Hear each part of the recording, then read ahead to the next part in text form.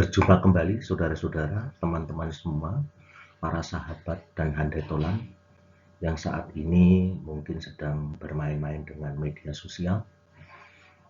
Perkenankanlah saya mau menyampaikan satu legal opinion terkait dengan peraturan pemerintah pengganti Undang-Undang Nomor 1 Tahun 2020 yang saat ini dipergunakan untuk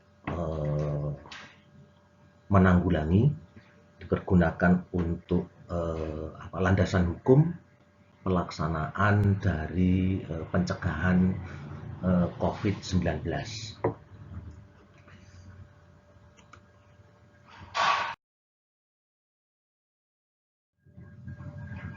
Akan saya bacakan opini saya, legal opinion saya. Mudah-mudahan legal opinion ini bisa dapat diterima, bisa dapat dipahami, bahkan bisa dijadikan sebagai bahan diskusi di kalangan kita semua untuk melihat secara jernih bagaimana keberadaan dari peraturan pemerintah pengganti undang-undang tersebut.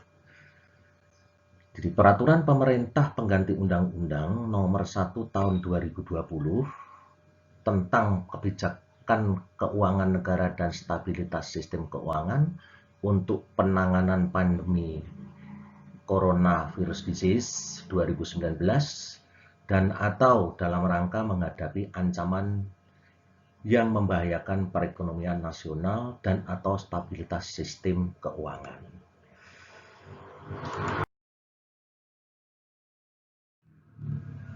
Saudara-saudara, saya akan menyampaikan bunyi kitab Injil pasal 12 ayat 12 sampai 13. Bunyinya begini.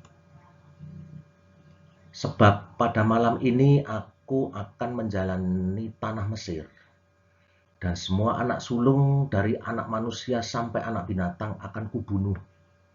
Dan kepada semua Allah di Mesir akan kujatuhkan hukuman. Akulah Tuhan. Dan darah itu menjadi tanda bagimu pada rumah-rumah di mana kamu tinggal. Apabila aku melihat darah itu, maka aku akan lewat daripada kamu. Jadi, tidak akan ada tulah kemusnahan di tengah-tengah kamu apabila aku menghukum Mesir. Jadi, tinggallah di rumah dan berdoalah.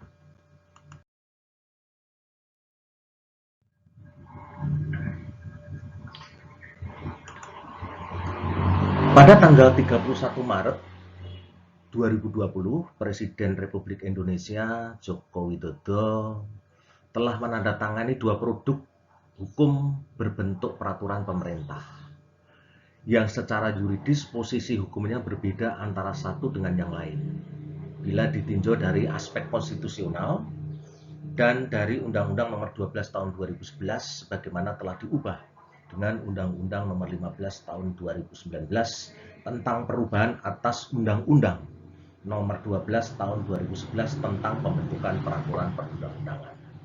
Kedua PP tersebut adalah yang pertama PP Nomor 21 Tahun 2020 tentang pembatasan sosial berskala besar dalam rangka percepatan penanganan coronavirus disease 2019.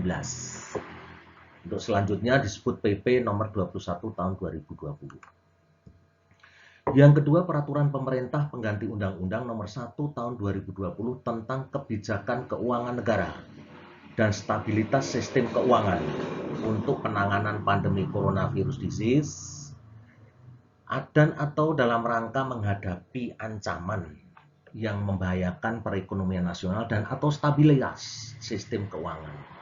Selanjutnya disebut Perpu Nomor 1 Tahun 2020.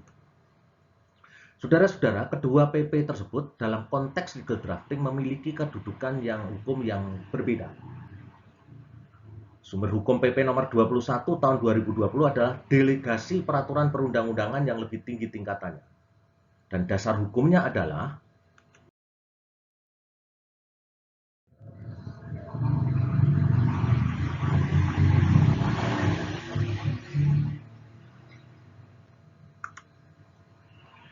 Pasal 5 ayat 2 Undang-Undang Dasar Negara Republik Indonesia tahun 1945. Undang-Undang nomor 4 tahun 1984 tentang wabah penyakit menular, dan Undang-Undang nomor 24 tahun 2007 tentang penanggulangan bencana, Undang-Undang nomor 6 tahun 2018 tentang kekarantinaan kesehatan. Sedangkan sumber hukum Perpu nomor 1 tahun 2020 tidak lain adalah kewenangan Stadnotreh yang dimiliki oleh Presiden ketika negara dalam keadaan genting dan memaksa serta membahayakan keselamatan negara.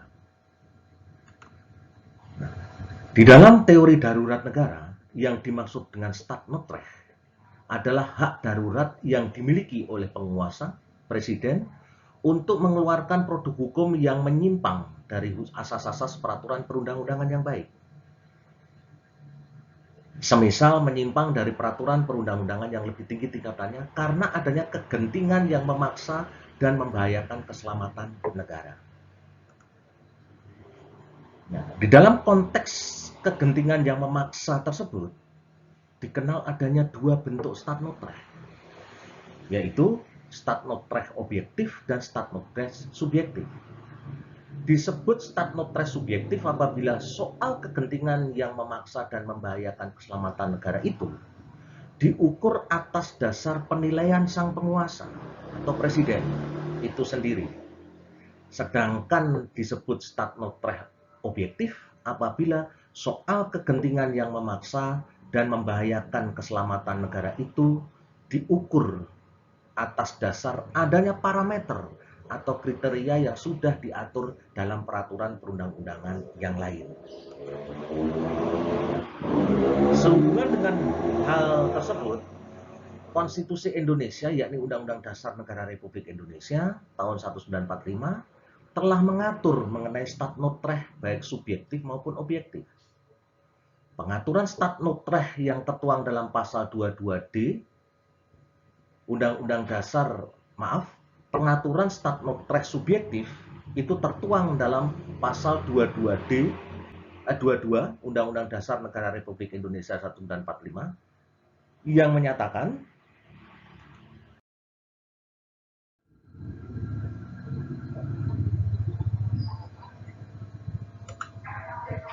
dalam hal ihwal kegentingan yang memaksa, Presiden berhak menetapkan peraturan pemerintah sebagai pengganti undang-undang. Peraturan pemerintah itu harus mendapat persetujuan Dewan Perwakilan Rakyat dalam persidangan berikutnya. Jika tidak mendapat persetujuan, maka peraturan pemerintah itu harus dicabut. Sementara itu, pengaturan Stadnotreh objektif tertuang dalam pasal 12 Undang-Undang Dasar Negara Republik Indonesia tahun 1945 yang menyatakan bahwa Presiden menyatakan keadaan bahaya, syarat-syarat dan akibat keadaan bahaya ditetapkan dengan undang-undang. Terkait dengan hal inilah, ketika Presiden RI akan menyatakan keadaan bahaya, maka Presiden berpedoman pada peraturan pemerintah pengganti Undang-Undang nomor 23 tahun 1959 tentang keadaan bahaya. Di dalam ketentuan pasal 1 ayat 1 peraturan pemerintah pengganti Undang-Undang nomor 23 tahun 1959 dinyatakan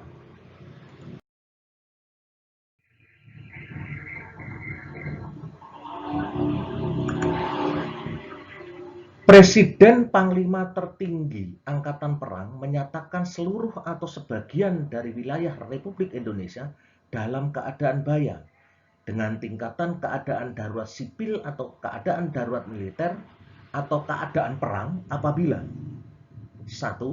Keamanan atau ketertiban hukum di seluruh wilayah atau di sebagian wilayah negara Republik Indonesia terancam oleh pemberontakan, kerusuhan, atau akibat bencana alam, sehingga dikhawatirkan tidak dapat diatasi oleh alat-alat perlengkapan secara biasa.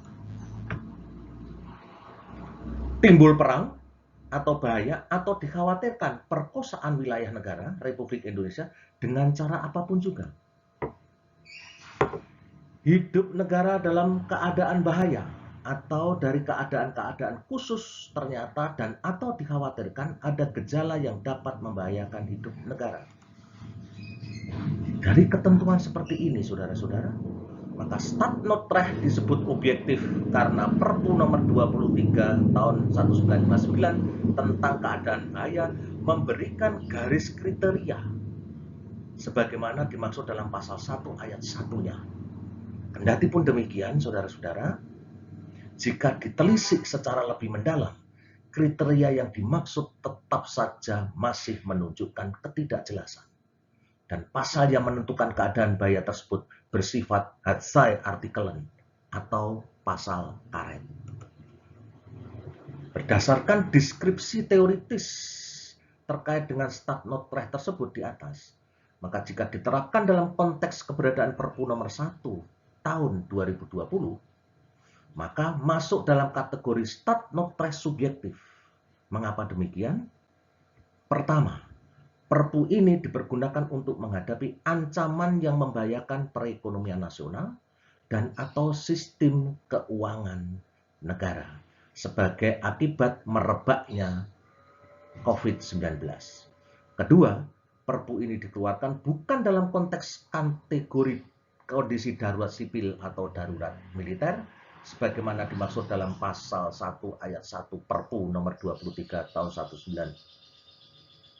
1959, ketika Perpu ini dipergunakan untuk melakukan mitigasi akibat memburuknya sistem keuangan dan penurunan berbagai aktivitas ekonomi domestik yang disebabkan karena merebaknya pandemi COVID-19.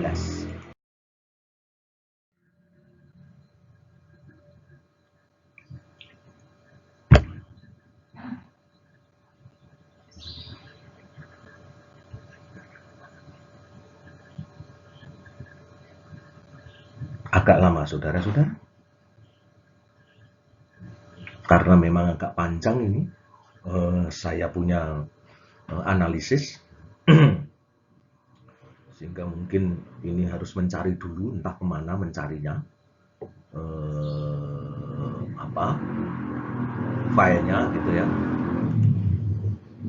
Nah, sehubungan dengan sifat Stadtnotreh subjektif dari Perpu nomor 1 tahun 2020 tersebut, maka kekuatan berlakunya Perpu ini sangat tergantung dengan apa yang disebut sebagai post factum, yaitu suatu kondisi setelah Perpu ini berjalan sampai sejauh manakah Presiden mampu mempertahankan keputusannya. Dengan kata lain, keabsahan Perpu ini harus dicari secara post factum. Artinya, sejauh mana penguasa atau presiden mampu mempertahankan langkah yang diambilnya. Kalau berhasil mempertahankan keputusannya, maka keputusan itu akan menjadi sah. Atau apakah rakyat sebagai pemegang kedaulatan memang sepakat diberlakukannya Perpu tersebut ataukah tidak. Jika rakyat sebagai pemilik kedaulatan itu sepakat, maka Perpu tersebut sah dan bisa dinyatakan konstitusional. Sebaliknya, jika tidak sepakat, bahkan menimbulkan penolakan, maka Perpu tersebut harus dicabut dengan segera. Sebaiknya jika gagal mempertahankan keputusannya, Presiden bisa saja dianggap melakukan tindakan inkonstitusional. Sehubungan dengan hal itulah, maka dengan pasal 22 ayat 2 Undang-Undang Dasar Negara Republik Indonesia tahun 1945 menegaskan bahwa peraturan pemerintah itu harus mendapat persetujuan Dewan Perwakilan Rakyat dalam persidangan berikutnya. Inilah yang dimaksud dengan post factum itu. Berdasarkan ketiga hal tersebut di atas, menilai eksistensi Perpu nomor 1 tahun 2020 harus diletakkan dalam konstruksi hukum yang demikian. Saudara,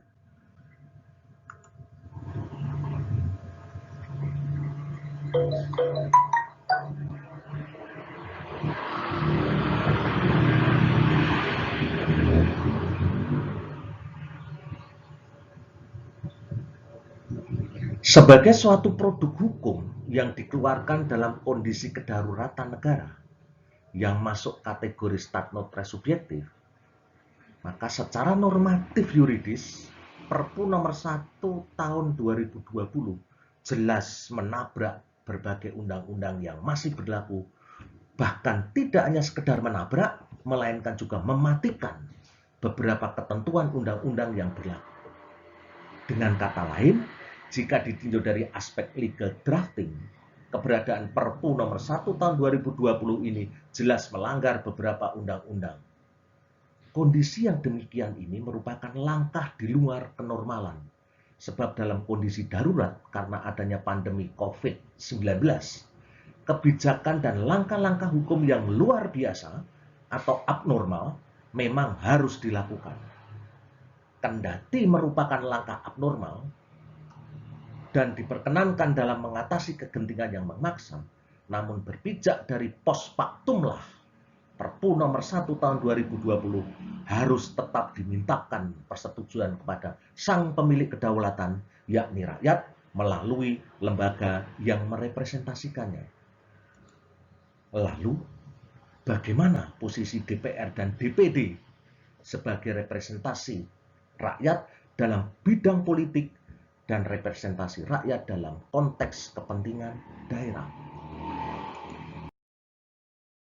Sekarang kita akan coba melihat bagaimana DPR, bagaimana DPD untuk menangkap apa yang terjadi dalam konteks peraturan pemerintah pengganti Undang-Undang nomor 1 tahun 2020 ini. Ini harus menjadi proses terus berlanjut. Saudara-saudara, mari kita coba lihat apa yang akan dilakukan dan seharusnya dilakukan oleh Dewan Perwakilan Rakyat dan Dewan Perwakilan Daerah. DPR harus melakukan persetujuan atau tidak atas Perpu nomor 1 tahun 2020 sebagaimana telah ditegaskan dalam pasal 22 ayat 2 Undang-Undang Dasar Negara Republik Indonesia tahun 1945. Sedangkan DPD sebagai kamar kedua yang merepresentasikan kepentingan rakyat dalam perspektif kepentingan lokal adalah memberikan pertimbangan terkait dengan APBN dan pajak kepada DPR sebagai bahan untuk melakukan persetujuan atas Perpu nomor 1 tahun 2020. Pertimbangan tersebut bersumber dari yang pertama, mengkaji ulang beberapa ketentuan undang-undang yang dinyatakan tidak berlaku oleh Perpu nomor 1 tahun 2020 untuk dipergunakan sebagai bahan memberikan pertimbangan kepada DPR ketika DPR harus memberikan persetujuan atau tidak terhadap Perpu ini di dalam persidangan yang berikut sebagaimana diatur dalam pasal 22 ayat 2 Undang-Undang Dasar Negara Republik Indonesia tahun 1945. Berapa pasal undang-undang yang dimaksud yang dinyatakan dalam pasal 28 Perpu nomor 1 tahun 2020 khususnya A. Undang-Undang nomor 6 tahun 1983 tentang ketentuan umum dan tata cara perpajakan sebagaimana telah beberapa kali diubah terakhir dengan Undang-Undang nomor 16 tahun 2009 tentang penetapan peraturan 2008 itu ya, pemerintah pengganti Undang-Undang nomor 5 tahun 2008 tentang perubahan keempat atas Undang-Undang nomor 6 tahun 83 tentang ketentuan dan tata cara perpajakan menjadi undang-undang. Undang-undang apa yang harus dilakukan pengkajian oleh DPD untuk dipergunakan sebagai hasil untuk melakukan pertimbangan? Karena memang pasal 22D Undang-Undang Dasar 45 DPD hanya bisa memberikan pertimbangan terkait dengan APBN dan terkait dengan pajak termasuk pendidikan dan agama. Itu di pasal 22D. Ya kan? Pasal 22D ayat 2. Kemudian yang berikutnya, yang ayat 3, DPD melakukan pengawasan terhadap undang-undang dalam kaitan ini, termasuk undang-undang APBN, undang-undang yang berkaitan dengan pajak, pendidikan, dan agama. B. Undang-Undang Nomor 33 Tahun 2004 tentang perimbangan keuangan antara pemerintah pusat dan pemerintah daerah.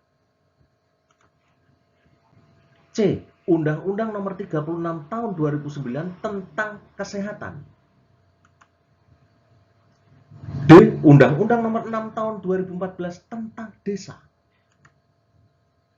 Undang-Undang Nomor 23 Tahun 2014 tentang pemerintah daerah, sebagaimana telah beberapa kali diubah terakhir dengan Undang-Undang Nomor 9 Tahun 2015 tentang perubahan kedua atas Undang-Undang Nomor 23 Tahun 2014 tentang pemerintahan daerah. Kemudian Undang-Undang Nomor 17 Tahun 2014 tentang MPR, DPR, dan DPD, sebagaimana telah beberapa kali diubah, terakhir dengan Undang-Undang Nomor 13 Tahun 2019 tentang perubahan ketiga atas Undang-Undang Nomor 17 Tahun 2014 tentang MPR, DPR, dan DPD. Dan Undang-Undang Nomor 20 Tahun 2019 tentang Anggaran Pendapatan dan Belanja Negara tahun anggaran 2020. Undang itulah saudara-saudara yang harus dikaji ulang oleh DPD untuk memperoleh bahan masukan bagi pertimbangan kepada Dewan Perwakilan Rakyat. Kemudian, apa yang dilakukan lagi? Yakni melakukan pengawasan terhadap Perpu Nomor 1 Tahun 2020, khususnya terkait dengan 1. Kebijakan di bidang keuangan daerah, sebagaimana dimaksud dalam pasal 3 Perpu Nomor 1 Tahun 2020. DPD adalah kepentingan daerah, memperjuangkan kepentingan daerah. Maka dia harus melakukan pengawasan. Bagaimana ini kebijakan di bidang keuangan daerah yang dilakukan oleh pemerintah pusat. Kedua, kebijakan bidang perpajakan sebagaimana dimaksud dalam pasal 4 ayat 1 Perpu Nomor 1 Tahun 2020 meliputi penyesuaian tarif pajak penghasilan wajib pajak badan dalam negeri dan bentuk usaha tetap, perlakuan perpajakan dalam kegiatan perdagangan melalui sistem elektronik PMSE, kemudian perpanjangan waktu pelaksanaan hak dan pemenuhan kewajiban perpajakan, dan pemberian wewenang kepada Menteri Keuangan untuk memberikan fasilitas kepabeanan berupa pembebasan atau keringanan biaya masuk dalam rangka penanganan kondisi darurat serta pemulihan dan penguatan ekonomi nasional.